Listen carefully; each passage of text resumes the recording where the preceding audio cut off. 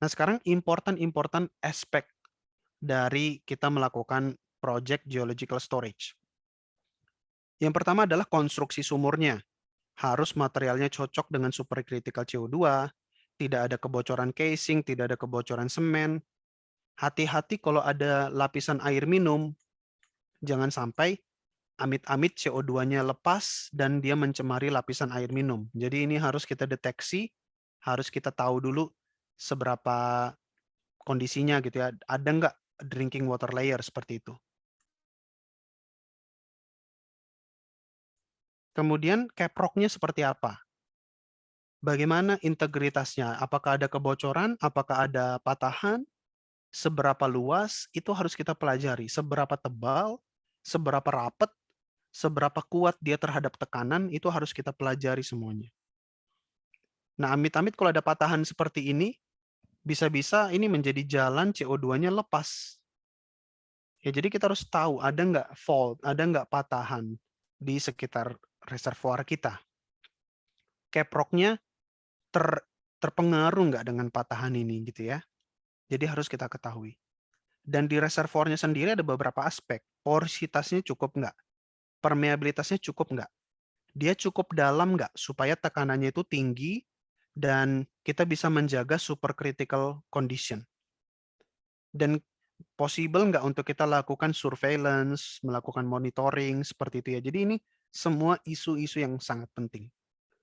Nah, tapi kalau kita konsentrasikan menjadi 3 hal teknis utama, yang paling utama bagi reservoir itu adalah injectivity-nya, mampu nggak kita nginjek banyak ke dalam reservoir ini? Bisa ngalir nggak? Atau jangan-jangan langsung plugging, langsung mampet. Ya, jadi injectivity ini penting. Kapasitas, seberapa luas, seberapa besar volume untuk kita bisa menyimpan CO2 kita. Jadi ini penting, makanya ada rumus-rumusnya. Dan juga yang nggak kalah penting, containment. Yakin nggak kita bisa mengkonten CO2 di situ untuk waktu yang sangat lama tanpa ada kebocoran? Nah, ini semuanya harus dikuantifikasi. Jadi keep in mind teman-teman, injectivity, capacity, containment itu sangat-sangat penting. Nah, ada detail lagi gitu ya. Ketika kita memutuskan suatu reservoir, suatu site, suatu situs itu sebagai CCUS, itu enggak sedemikian langsung gampangnya kita memilih, tidak. Ada banyak step-step yang harus kita analisis. Kita lihat kondisi surface-nya, ada rumah warga nggak, ada perkebunan nggak, subsurface-nya juga kita cek. Lokasinya di mana, ada perkampungan nggak, peternakan nggak, gimana kita bisa melakukan monitoring, gimana masalah hak-hak terhadap mineral di situ, gimana hak-hak terhadap air, ya apakah kita bisa menyimpan di situ. Jangan-jangan di sekitar situ ada lapisan tambang batu bara milik perusahaan lain. Terus geological karakteristiknya yang harus kita lihat. Ada nggak lapisan air minum tadi yang saya bilang.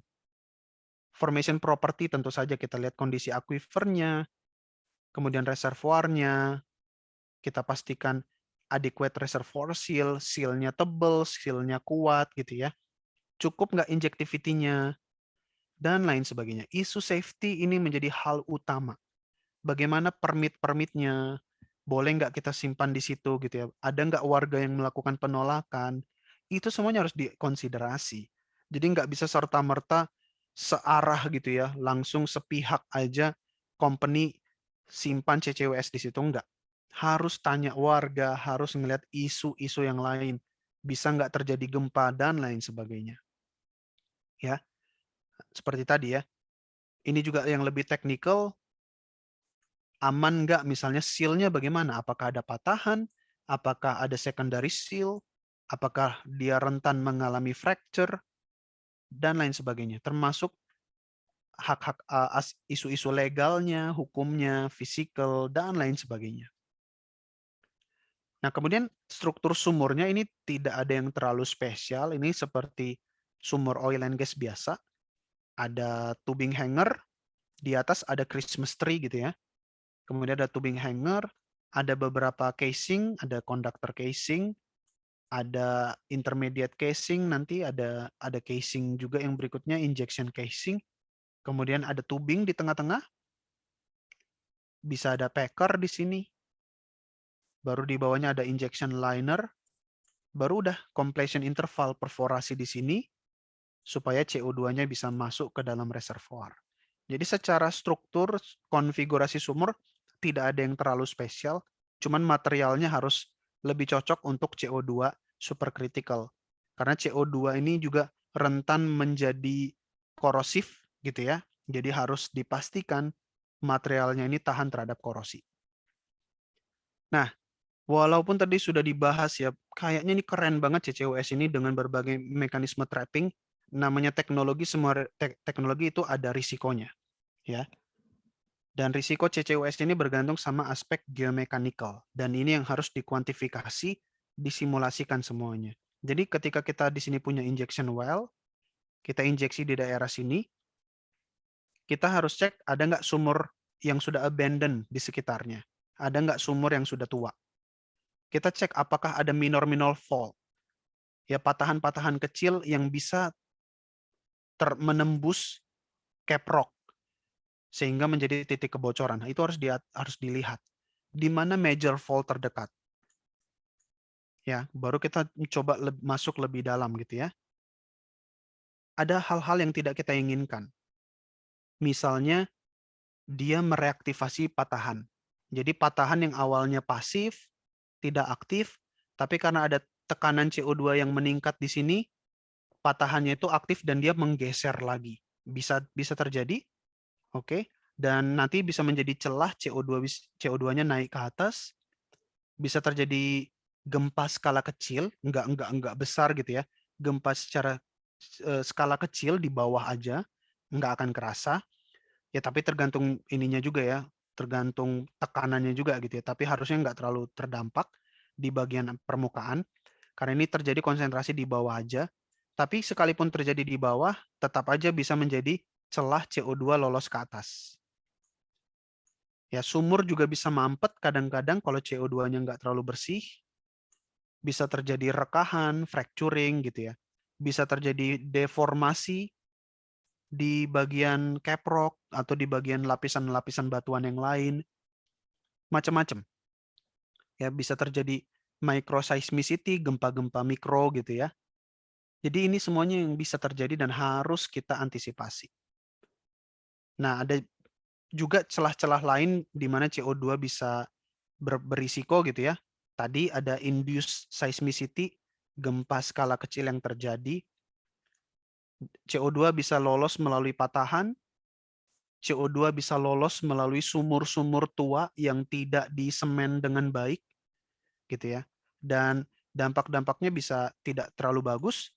Misalnya CO2 bisa mencemari lapisan air minum, CO2 bisa lepas ke atmosfer karena sumur-sumur yang tidak disemen dengan baik. CO2 bisa mencemari sungai, mencemari danau. CO2 bisa terakumulasi di basement. Dan kalau CO2-nya terlalu tinggi, orang jadi bisa sulit bernafas gitu ya.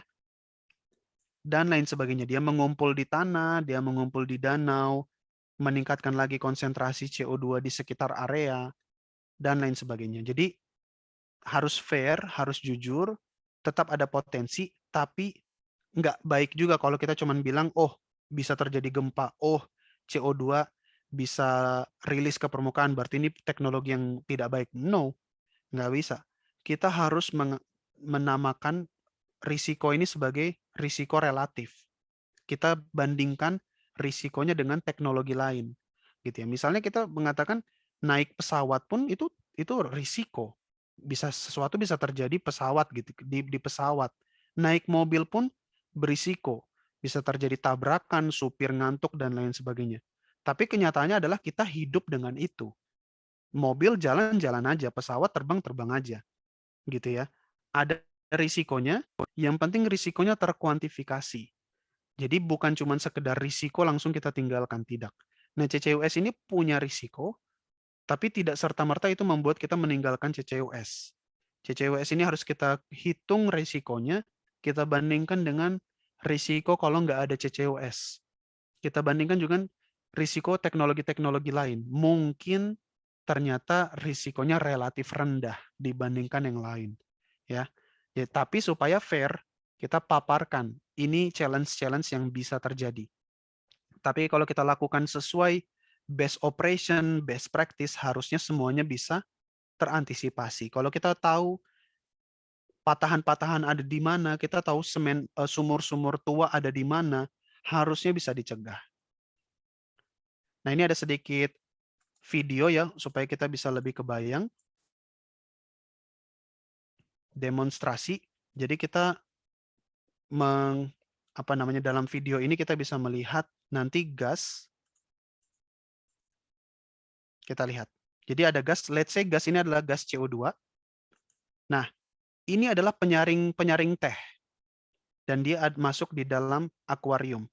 Dapat teman-teman lihat, sekalipun ini adalah gas dan kita tahu namanya penyaring teh itu kan punya pori-pori, punya lubang-lubang, tapi gas nggak lepas. Gas tertampung. Kenapa?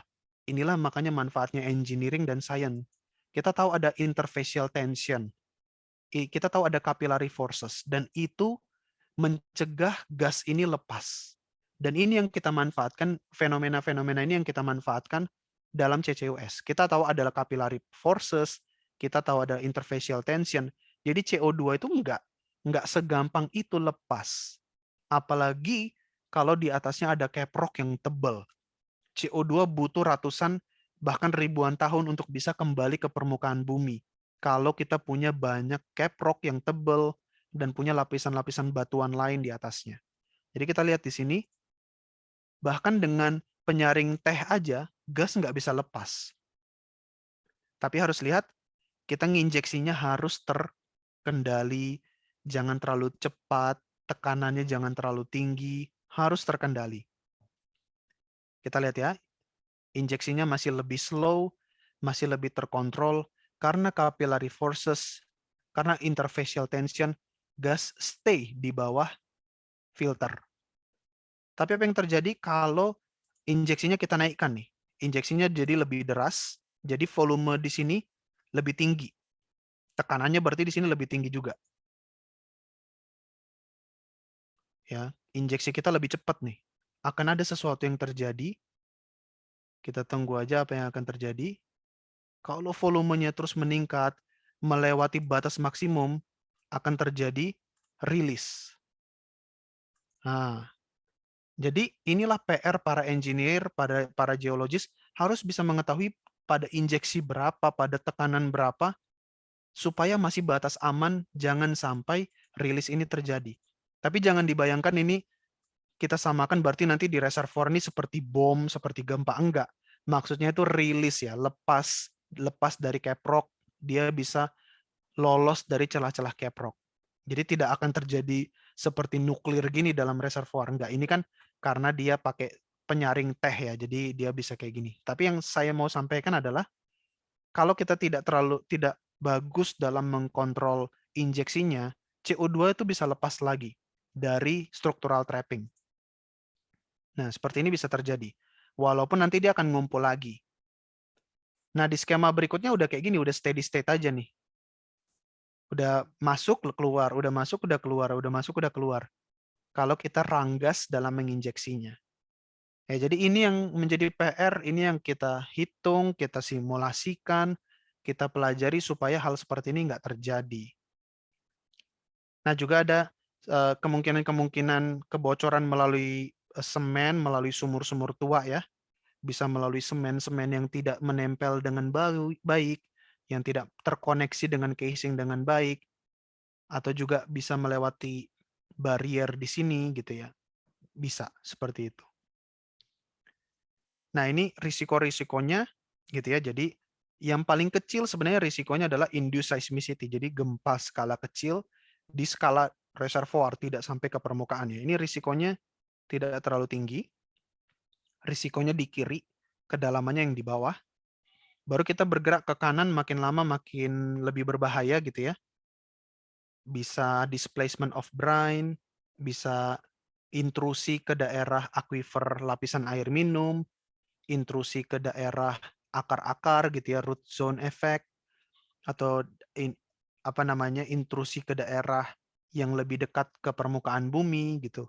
Akumulasi di daerah-daerah topografi yang rendah, masuk ke basement-basement rumah, dan juga ada ground plume. Jadi CO2 plume-nya bisa keluar gitu ya.